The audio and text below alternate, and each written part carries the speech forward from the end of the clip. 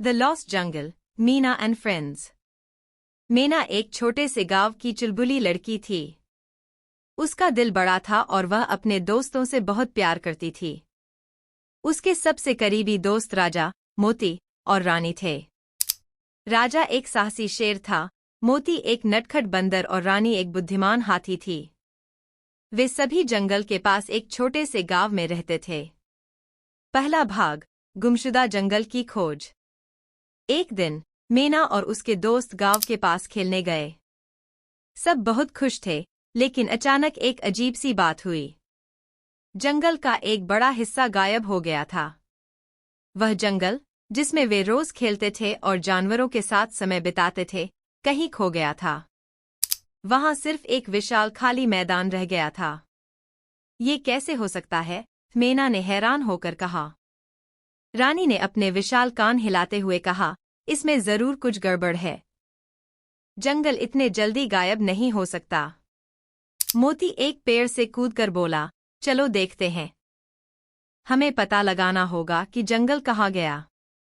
राजा ने दहाड़ते हुए कहा, मैं सबसे आगे चलूंगा। अगर कोई खतरा होगा तो मैं उससे निपटूंगा। चारों ने जंगल के रास्ते पर चलना शुरू किया। रास्ते में उन्हें कुछ अजीब निशान मिले। ऐसा लग रहा था कि जैसे कुछ भारी चीज घसीटी गई हो। निशान उनके जाने पहचाने जंगल की ओर जा रहे थे, लेकिन जहां पहले पेड़ और जानवर हुआ करते थे, वहां अब सिर्फ मिट्टी और धूल थी। दूसरा भाग, रहस्यमय आवाजें। रात हो गई थी और चारों दोस्त अब तक चल रहे थे।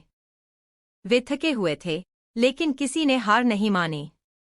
अचानक उन्हें दूर से कुछ आवाजें सुनाई दीं। ये आवाजें अजीब और डरावनी थीं। ऐसा लग रहा था कि जैसे कोई मदद के लिए पुकार रहा हो। ये कौन हो सकता है? मोती ने डरते हुए पूछा।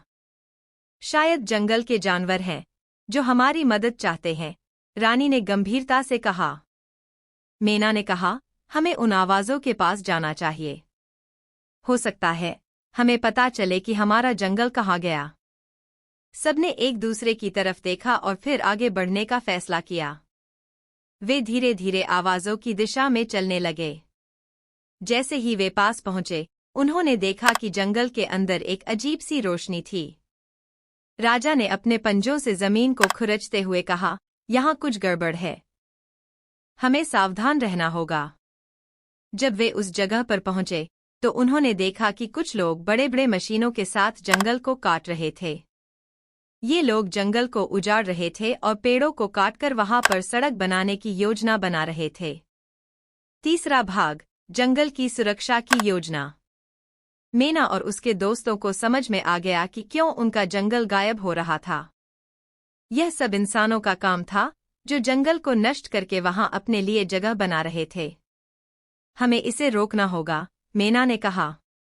यह जंगल हमारा घर है, और यहाँ रहने वाले जानवरों का भी।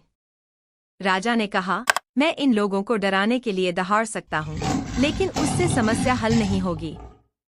हमें सोचना होगा कि इन्हें कैसे रोका जाए। रानी ने धीरे धीरे कहा, हमें इन लोगों को समझाना होगा कि अगर वे जंगल को नष्ट करेंगे, तो उनके लिए भी नुकसान होगा। मीना ने सोचा और कहा, हाँ, अगर हम उन्हें यह दिखा सकें कि इस जंगल में कितनी जिंदगी है और यह कितना महत्वपूर्ण है, तो शायद वे इसे बचाने का फैसला करेंगे। सबने इस योजना पर सहमति जताई। चौथा भाग, इंसानों से बातचीत। मीना और उसके दोस्तों ने अपनी योजना पर काम करना शुरू किया। सबसे पहले उन्होंने जंगल के सारे जानवरों को इकट्ठा किया। शेर, हाथी, बंदर, हिरण, चिड़िया, सबको बुलाया गया। मीना ने कहा, हमें मिलकर काम करना होगा। अगर हम इंसानों को समझा पाएं कि इस जंगल को नष्ट करना गलत है, तो शायद वे रुक जाएंगे। इसके बाद मीना और उसके दोस्तों ने उन लोगों के पास जाने का फैसला किया, जो जंगल काट रहे थे। जब मीना उन लोगों के पास पहुंची, तो वह बोली, यह जंगल सिर्फ पेड़ों का नहीं, यह हमारे जीवन का हिस्सा है। आप इसे नष्ट करके अपने साथ साथ हमारे भविष्य को भी खतरे में डाल रहे हैं। उनमें से एक आदमी ने कहा, हम यहाँ सड़क बना रहे हैं। इससे हमारे गांव तक पहुंचने का रास्ता आसान होगा। यह विकास का हिस्सा है। रानी ने धीरे से अपनी बड़ी सूंड को हिलाते हुए कहा, विकास जरूरी है, लेकिन अगर आप जंगल को खत्म कर देंगे तो भविष्य में सांस लेने के लिए हवा भी नहीं बचेगी। मोती पेड़ों के ऊपर चढ़कर बोला, यह जंगल हमें खाना, पानी और छांव देता है। अगर आप इसे काट देंगे तो हम सब कहाँ जाएंगे। 5वां भाग, जंगल को बचाने का वादा। लोगों ने मेना और उसके दोस्तों की बातों को ध्यान से सुना। वे समझने लगे थे कि जंगल का महत्व कितना अधिक था। एक बुजुर्ग आदमी, जो गांव का मुखिया था, आगे बढ़ा और बोला, तुम लोग सही कह रहे हो। यह जंगल हमारे लिए भी उतना ही महत्वपूर्ण है जितना तुम्हारे लिए। लेकिन हमें विकास भी करना है।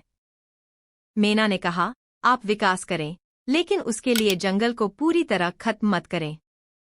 आप सड़कों को जंगल के बाहर से बना सकते हैं और पेड़ों को काटने की बजाय उनके चारों ओर रास्ता बना सकते हैं। मुखिया ने सोचा और कहा, तुम्हारी बात में दम है। हम ऐसा करेंगे कि जंगल भी बचे और हमें भी कोई नुकसान न हो। राजा ने गर्व से सिर हिलाया और बोला, यह सही निर्णय है। हमें एक साथ काम करना चाहिए। सब लोग इस बात से सहमत हो गए और जंगल को बचाने का वादा किया। 6वां भाग, खुशी की वापसी। अगले कुछ दिनों में गांव वालों और मेना के दोस्तों ने मिलकर काम किया। उन्होंने जंगल को काटने की बजाय वहां नए पेड़ लगाए और सड़कों को ऐसे बनाया कि जानवरों को कोई नुकसान न हो। जंगल फिर से हरा भरा हो गया और सभी जानवरों को अपना घर वापस मिल गया। मेना और उसके दोस्तों ने खुशी खुशी जंगल के रास्ते पर दौड़ लगाई। अब उनके जंगल में शांति और खुशी वापस आ गई थी। मेना ने राजा, मोती और रानी से कहा, हमने यह कर दिखाया।